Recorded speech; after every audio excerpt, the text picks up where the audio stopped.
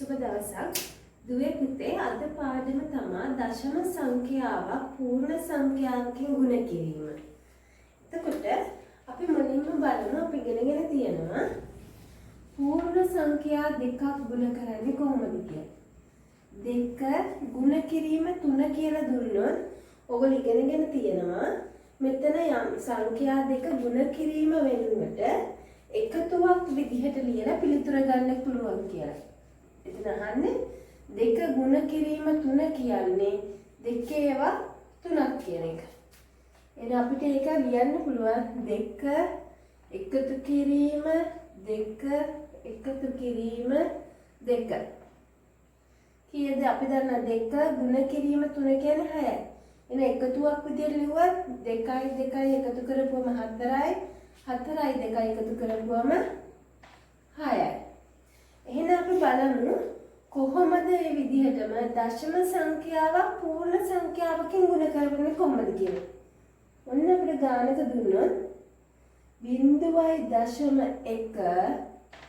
ගුණ කිරීම 3 කීයද කියලා අපෙන් ඇහුවොත් දැන් අපි මෙතන කරා මෙතන දෙන පූර්ණ සංඛ්‍යා දෙකක්. ගුණ කිරීම වෙනුවට අපි මොකද කරේ?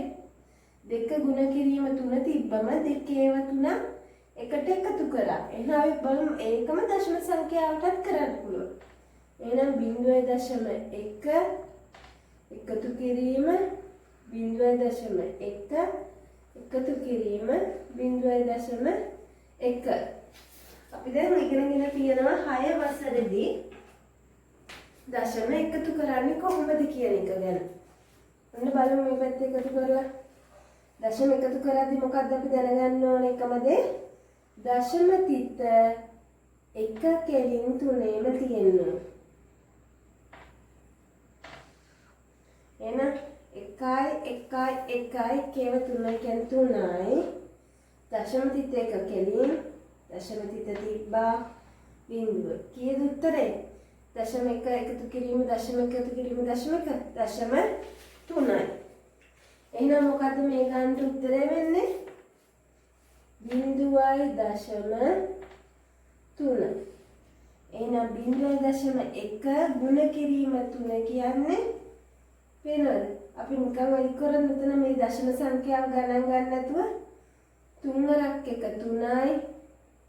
මෙතන දශම තිතට පිටිපස්සේ තියෙන එක ඉලක්කමයි. එහෙනම් දශම තිත තියලා තියන්න ඕන එක ඉලක්කමකට විතරක් ඉස්සරහයි. මේ විදිහට. හරි අපි බලමු තව උදාහරණ දෙකක්. දැන් දුන්නොත් 0.8 ගුණ කිරීම 2. දැන් අපි දැකපු ඉස්සෙල් උදාහරණය වගේ කරොත් කොහොමද කරන්නේ? 0.8 ඒවා දෙකක් එකට එකතු කරන් තියෙනවා. 0.8 එකතු කිරීම 0.8. එතකොට අපි දන්නවා ඉස්සෙල්ලා වගේම කොහොමද කරන්නේ? දශම සංඛ්‍යා දෙකක් එකට එකතු කරා. 8යි 8යි 16යි. මොකද්ද දශම එකතු කරද්දී බල කරන එකම දේ දශම තිත එකම කෙලින් තියෙන්න ඕනේ. එහෙනම් ඒ කෙලින්ම තමයි මෙතන එක ඉලක්කමකට ඉස්සෙල්ලා තමයි දශම තිත. එහෙනම් ඒ විදිහට ගමු මෙතන දශම තිත තියන්න. එහෙනම් 8යි 0.8 ඒවා දෙකක් එකට එකතු වුනහම කීයද උත්තරේ? 1.6යි. අපි බලමු තව උදාහරණයක්. 0.3 ගුණ කිරීම 4. කොහොමද හදන්නේ? ඒ කියන්නේ 0.3 ඒවා ඒ වගේ 4ක එකතුව කීයද? එහෙනම් මොකද කරන්නේ අපි?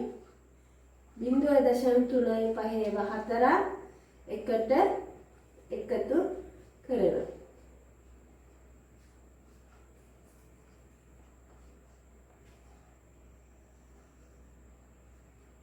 එකතු කරලා ලියන්න තියෙනවා.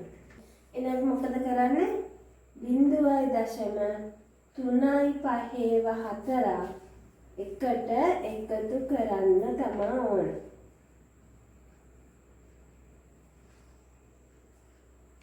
දශම තිත එකම කෙලින් තියාගන්නවා. එකතු කරන්න 5 10 15 20 බිඳුව දානවා දෙක ගේනවා මෙතෙන්ට 3යි 3යි 6යි 6යි 3යි 9යි 9යි 3යි 12යි 12ට මේ දෙක එකතු කරපුවම කීයද 14යි මේ පැත්තේ බිඳුව ඊට පස්සේ දශම තිත තියන්නේ ඒ කෙලින්ම පල්ලෙන් දශම තිත තියෙනවා ඒ කියන්නේ දශම තිතට පිටිපස්සේ ඉලක්කම් දෙකයි තියෙන්නේ ඒ විදිහට මේකේ දශම තිතට පිටිපස්සේ තියෙන ඉලක්කම් දෙකයි එහෙනම් මෙතන උත්තරේ 1.4යි බිඳුවයි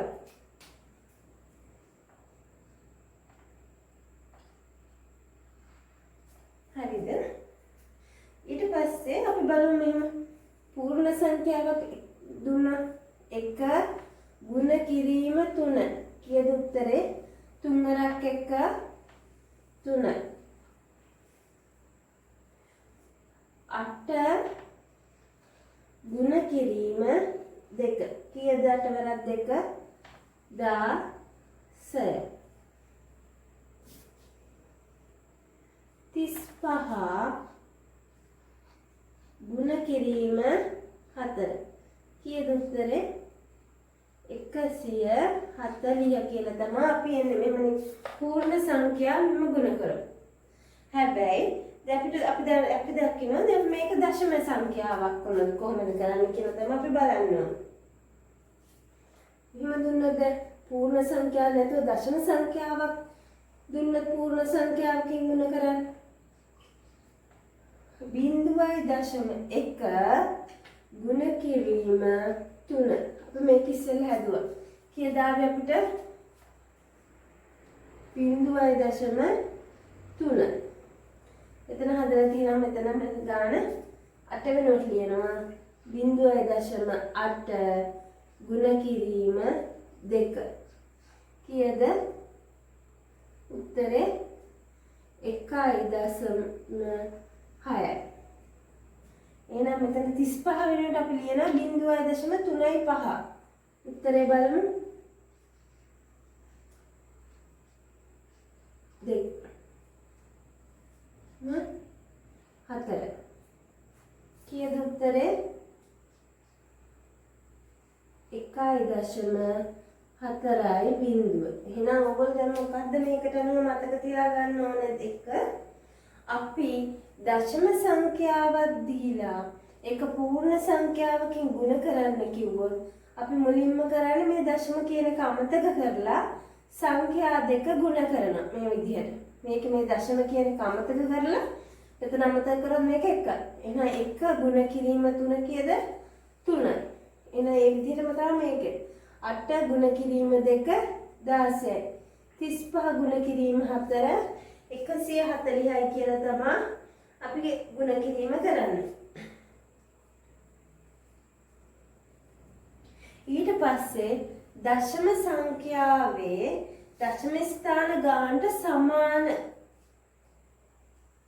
දශම ස්ථාන ගානක් සමාන වන පරිදි පිළිතුරට දශම තිත තියෙනවා. ඒ කියන්නේ මෙතන දශම තිතට පිටිපස්සේ තියෙන එක ඉලක්කමක් නම් මෙතන එක ඉලක්කමක ඉස්සරහින් තමයි දශම තිත තියන්නේ. පේනවද? එතකොට මෙතන තියෙන 3 තමයි 0.3 වෙන්නේ. මේකේ දැන් මෙතන තියෙන සංඛ්‍යාවේ දශම තිතට පිටිපස්සේ තියෙන එක ඉලක්කමයි. එහෙනම් මෙතන දශම තිත තියෙන එක තියන්නේ ඒකට පිටිපස්සෙන් එක ඉලක්කමක් වෙන විදිහට විතරයි. මෙතන ගත්තොත් දශම තිතට පිටිපස්සේ ඉලක්කම් දෙකක් තියෙනවා. එහෙනම් මෙතනත් වෙන්නේ මොකද්ද? දශම තිතට පිටිපස්සේ ඉලක්කම් දෙකක් වෙන විදිහට තමයි දශම තිත තියන්නේ. අපි දැන් බලමු තව දශම සංඛ්‍යාවක්. ඉස්සෙල්ලා බලමු දශම සංඛ්‍යාවට ටිකක් ලොකු දශම සංඛ්‍යාවක් ඉලක්කම් සංඛ්‍යා ප්‍රමාණය වැඩි දශම සංඛ්‍යාව සුළු කරන්නේ කොහොමද කියන්නේ? අනේ ඉස්සෙල්ලා මෙහෙම දුන්නම අපි දශම තිත අමතක කරලා මේ දෙකම පූර්ණ සංඛ්‍යා දෙකක් කියලා හිතලා ගුණ කිරීම කරන්න. එහෙනම් කොහොමද කරලා යන්නේ? දෙක මේ විදිහට ලියලා පැත්තක සුළු කරනවා. දෙවරක් 1 2යි දෙවරක් 3 6යි දෙවරක් 4 8යි දෙවරක් 2 4යි. ඔන්න අපි සුළු ගුණ කරා 2431 ගුණ කිරීම දෙක ඔන්නම ආව අපිට මේ විදිහට උත්තරේ. එහෙනම් අපි ලියනවා මෙහෙම ඉස්සෙල්ලම උත්තරේ ලියලා. ඊට පස්සේ අපි දැන් මේක පූර්ණ සංඛ්‍යාවක් නෙමෙයි. එකක් දශම සංඛ්‍යාවක්. එහෙනම් මම ඉස්සෙල්ලා කියලා දුන්න දශම සංඛ්‍යාවක් තියෙද්දී පූර්ණ සංඛ්‍යාවකින් ගුණ කරන්න දශම තිත අමතක කරලා ඉස්සෙල්ලම ගුණ කරනවා. ඊට පස්සේ දශම තිතට පිටිපස්සේ තියෙන සංඛ්‍යා ගන්න බලනවා. කීයක් තියෙනවද සංඛ්‍යා දශම තිතට පිටිපස්සේ? 1යි 2යි. එහෙනම් එන උත්තරේ තියෙන්න ඕන දශම තිත තියෙන තැනට පිටිපස්සේ ඉලක්කම් 2ක්. එහෙනම් මෙතන දශම තිත තිබ්බොත් 1යි 2යි ඉලක්කම් 2ක් තියෙනවා. එහෙනම් මෙතන තමයි හරියට. මෙතන තිබ්බෙකිද බෑ. ඇයි දශම තිතට පිටිපස්සේ තියෙන එක ඉලක්කම. මෙතන දශම තිත තියන්න පුළුවන්ද? ඒකක්ද? ඇයි දශම තිතට මෙතන තිබ්බොත් ඊට පිටිපස්සෙන් ඉලක්කම් 3ක් තියෙනවා. ඊළඟට දෙනවා මේ විදිහට ගාන 4.2.3.1 ගුණ කිරීම 4. එහෙනම් මේක හදන්නේ කොහොමද? ඉස්සෙල්ලා වගේම තමයි. දශම තිත අමතක කරනවා. තුරු සංඛ්‍යාවෙන් ගුණ කරනවා. 4 වරක් 1 4යි. 4 වරක් 3 12යි. 12න් 2 දානවා 1 ඉතුරුයි. 4 වරක් 2 8යි. 8යි 1යි 9යි. 4 වරක් 4 16යි. ඔන්න අපිට ආවා මේ පූර්ණ මෙතන අපි දශම තිත අමතක කරලා මේ පූර්ණ සංඛ්‍යා දෙක ගුණ කරපුවම එන උත්තරේ කීයද? 16,924ක් කියලා. හැබැයි දැන් අපි දන්නා මෙතන පූර්ණ සංඛ්‍යාවක් නෙමෙයි දැන් තියෙන්නේ. දශම සංඛ්‍යාව. එහෙනම් මොකද කරන්නේ? දශම තිතට පිටිපස්සේ ඉලක්කම් කීයක් තියෙනවද කියලා බලන්න. සංඛ්‍යා කීයක් තියෙනවද? 1යි 2යි 3යි. 3ක් තියෙනවා. එහෙනම් මොකද කරන්නේ? අපි මේ අපි මෙතන හම්බෙන පිළිතුරේ දශම තිත තියෙන තැනට පිටිපස්සෙන් ඉලක්කම් 3ක් තියෙනවා. එහෙනම් මෙතන තිබ්බෙකද දශම තිත බෑ. ඇයි? එක සංඛ්‍යාවයි තියෙන්නේ පිටිපස්සේ. මෙතන තිබ්බෙකද ඒත් බෑ. සංඛ්‍යා දෙකයි පිටිපස්සෙන් තියෙන්නේ. එහෙනම් මෙතන තිබ්බෙකද? මෙතන පුළුවන් සංඛ්‍යා 3ක් තියෙනවා පිටිපස්සේ. 1යි 2යි 3යි. එහෙනම් අනිවාර්යයෙන්ම දශම තිත තියෙන තැන බලන්න ඕන හරියටම ගැලපෙන්න ඕන. එතකොට තමයි උත්තරේ එන්නේ. එහෙනම් මේකතන පිළිතුර වෙන්නේ 16.924.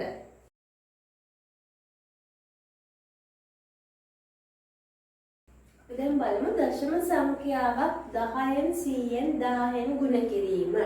දැන් මේක දුන්නා නම් මේකත් පූර්ණ සංඛ්‍යාවම තමයි. එහෙනම් මොකද්ද කරන්නේ? 2.1 ගුණ කිරීම 10. එහෙනම් අපි කරන්නේ මෙතන දශම තිත අමතක කරලා 21 10න් ගුණ කරනවා. 21 ගුණ කිරීම 10යි. 10 වරක් 1 10යි. 10න් බිංදුව දානවා 1ක් ඉතුරුයි. 10 වරක් 2 20යි. 20යි 1යි 21යි. එහෙනම් අපිට එන උත්තරේ 210යි කියන්නේ.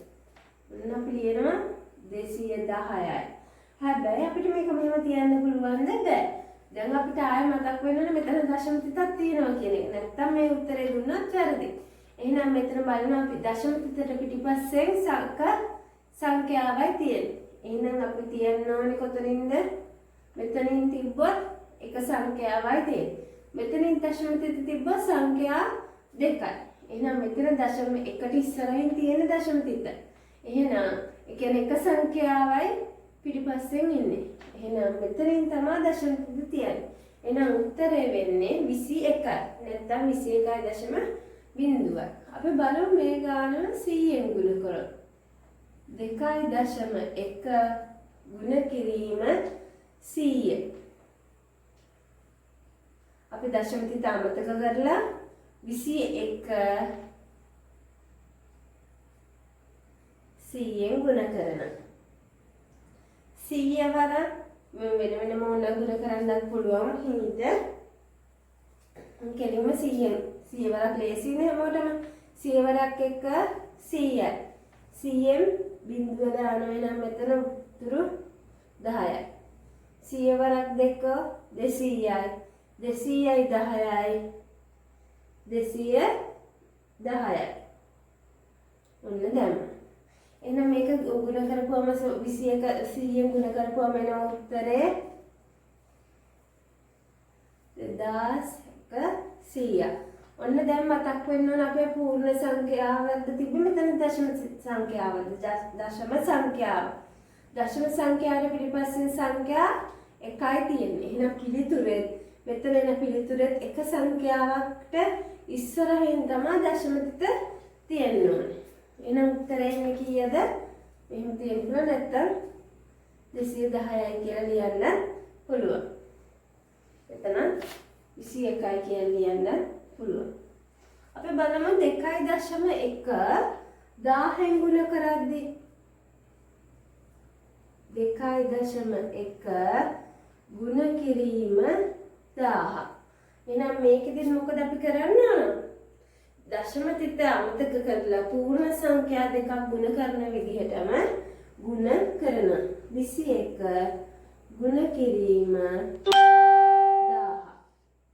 1000 වරක් 1 1000යි. එහෙනම් 10න් බිඳුව දාන්නේ 100ක් ඉතුරුයි. 1000 වරක් 2 2000යි. 2000යි 100යි. 2100. හරිද? ඔන්න අපේ පිළිතුරු ලියා ගන්නවා මෙතන.